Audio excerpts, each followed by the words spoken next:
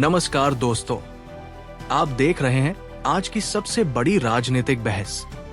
और आज बात होगी महाराष्ट्र की उस सियासत की जिसका असर अब सिर्फ नगर निगम तक सीमित नहीं रहा, क्योंकि हाल ही में आए नगर निगम, नगर परिषद और पंचायत चुनावों के नतीजों ने ये साफ कर दिया है कि ये चुनाव स्थानीय नहीं थे।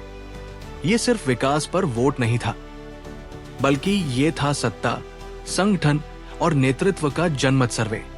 और यही वजह है कि इन नतीजों को 2029 नहीं बल्कि 2024-25 की राजनीति का ट्रेलर कहा जा रहा है। आज के इस विश्लेषण में हम समझेंगे, क्या उद्धव ठाकरे की राजनीति खत्म होने की बात गलत साबित हो रही है? क्या देवेंद्र फडणवीस अब भी महाराष्ट्र की राजनीति के सबसे बड़े चाणक्य हैं? और क्या मुख्यमंत्री एकनाथ शिंदे अपनी पार्टी को सत्ता के बिना चला पाएंगे? सबसे पहले उद्धव ठाकरे की कहानी। साल 2022, पार्टी टूटी, सत्ता गई, चुनाव चिनचिना और कहा गया उद्धव ठाकरे अब खत्म हो चुके हैं। लेकिन नगर निकाय चुनावों ने इस कहानी का एक नया अध्याय लिख दिया। जहां जहां सीधी टक्कर हुई, वहां शिवसेना यूबीटी ने दिखाया कि उसका कोर वोट बैंक अब भी मौजूद है। शहरी महाराष्ट्र में ठाकरे नाम का भावनात्मक असर खत्म नहीं हुआ और असली शिवसेना की बहस अब सिर्फ चुनाव चिन्ह तक सीमित नहीं। राजनीतिक जानकार कहते हैं, ये सीटों की जीत नहीं, ये उद्धव ठाकरे की राजनीतिक वापसी का संकेत है।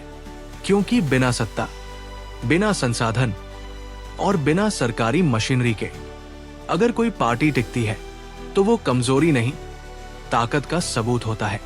लेकिन तस्वीर का दूसरा पहलू भी उतना ही सख्त है।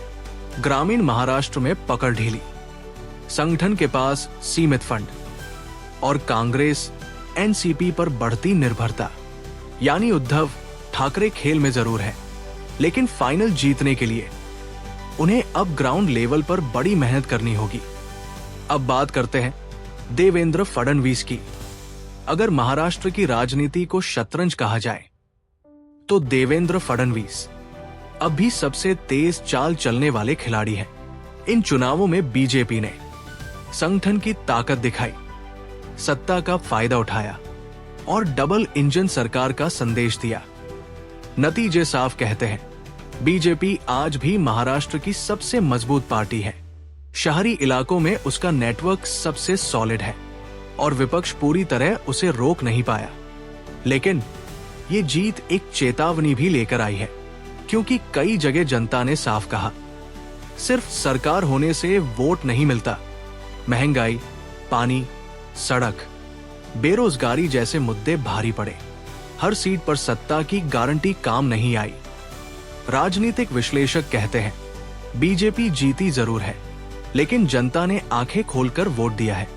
यानी 2024-25 में अगर स्थानीय मुद्दों को नजरअंदाज किया गया तो तस्वीर बदल भी सकती है।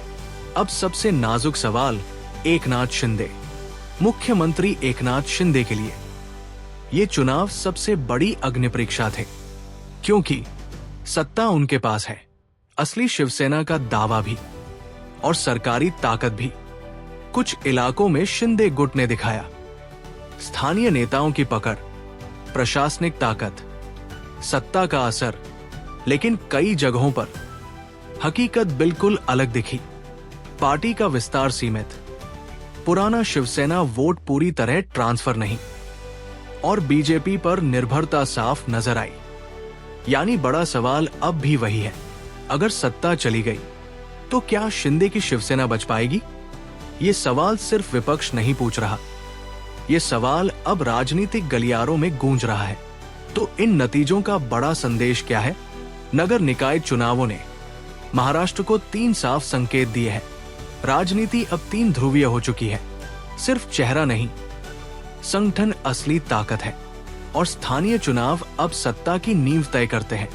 2024-25 की ओर बढ़ते हुए गठबंधन टूट भी सकते हैं, सीट शेयरिंग पर टकराव बढ़ेगा और नेतृत्व की लड़ाई और तेज होगी।